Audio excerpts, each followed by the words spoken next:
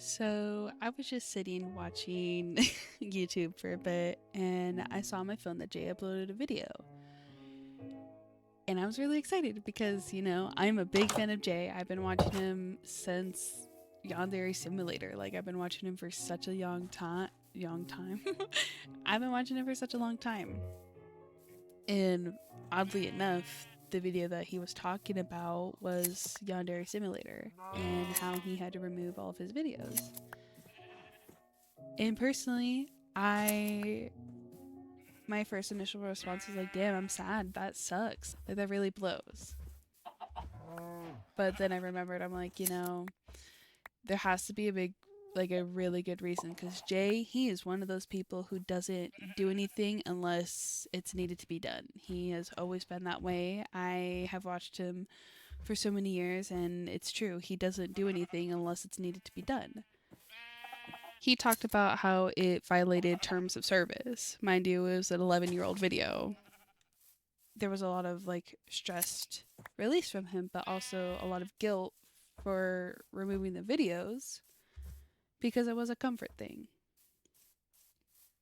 I'm actually one of those people who fell asleep to watching some of those videos or just having it on in the background.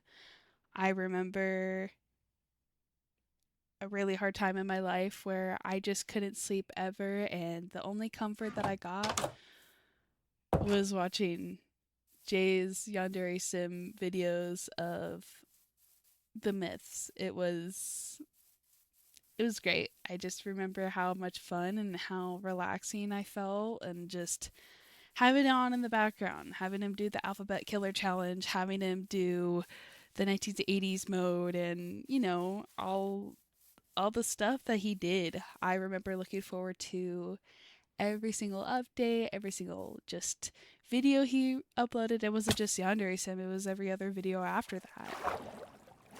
I grew to really love Jay. I remember in high school, I wanted to write a story about him. I wanted to write about him in the newspaper at my school to talk about this amazing channel that I found and how much it deserved to be recognized because of how funny he was and how cool he was. I mean, he still is. He's one of my favorite YouTubers ever. Like, every time that I create a new YouTube channel or had, he's always there. He's always the first person I look up or subscribe to. Like with this channel, he was one of the first people I subscribed to. I think he was the second or third. He's just one of my favorites. As far as his new video, this isn't scripted. I'm just kind of saying how I'm feeling and what I wanted to talk about because I'll be honest, he inspired me to just talk and create a video and just remember why people should just make videos sometimes. He brought up how content creators feel like that sometimes they're just trapped in a box because they couldn't create or like they can't expand out of what they want to do. Like Uber Hacks or Nova. He recently just made a new YouTube channel just for mainly indie horror games, and I understand. I mean, like, if you gotta do that, you gotta do that, and I totally get it. There's a lot of people who make second or third channels, maybe even four channels, just to make the content they want to create. And I'm so happy that one of the YouTubers, well, two YouTubers that I have grew up watching, they're able to do that. Jay is one of them. He's able to upload and create whatever he wants to do. And you have PewDiePie, who, holy shit, I have watched him for who knows how long. I've watched him for so many years, way before 1 million subscribers. Like, I've watched PewDiePie for so many years.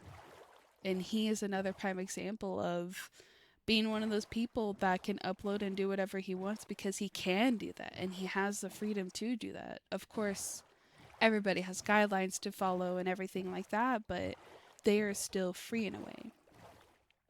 The thing that keeps popping up into my mind is my used Kubz Scouts figure. I remember how sad I was for not being able to get his End Your Life shirt from Jay, and instead I was able to get a used Two's figure, and that makes me happier than anything else. See, I'm the kind of person who loves to collect things. I like to show off what they like. If I could get a tattoo of it, I probably will. If I can get it on my purse, I'm gonna have it on my purse.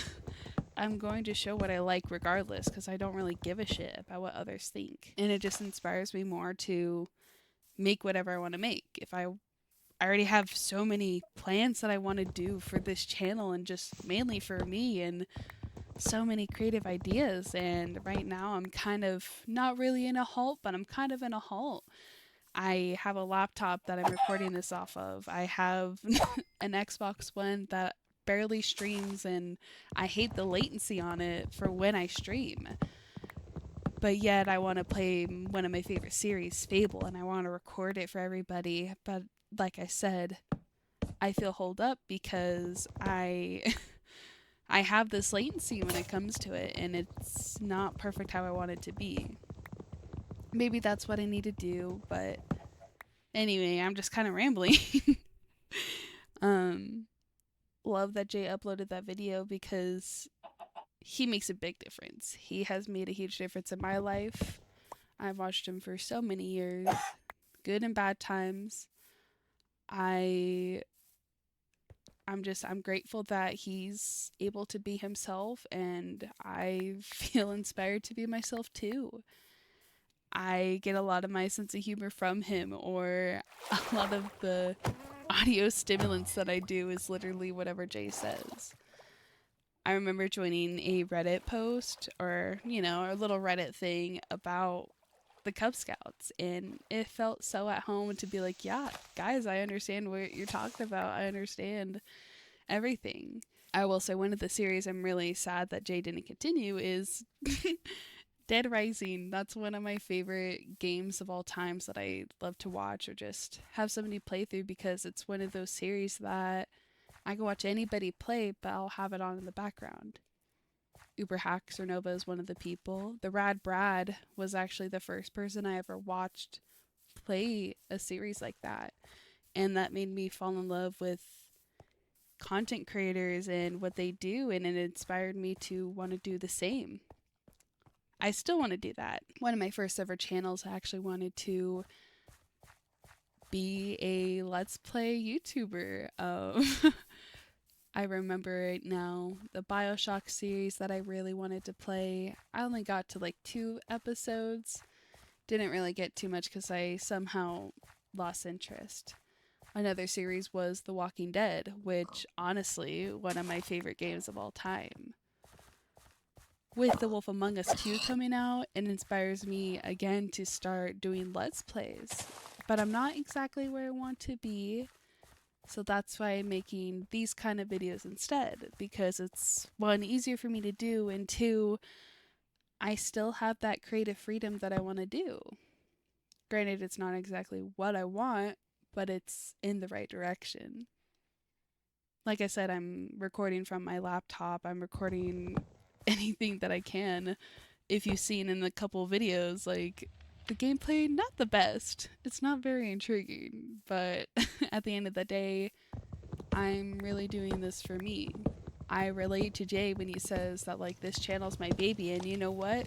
This channel that I have right here, it is my baby. It is something I'm really holding on to and something I'm cherishing. I am just so inspired to continue growing and keep doing what I want to do. I'm not gonna lie, I was pretty emotional with watching Jay's video. I cried a little bit because I understood.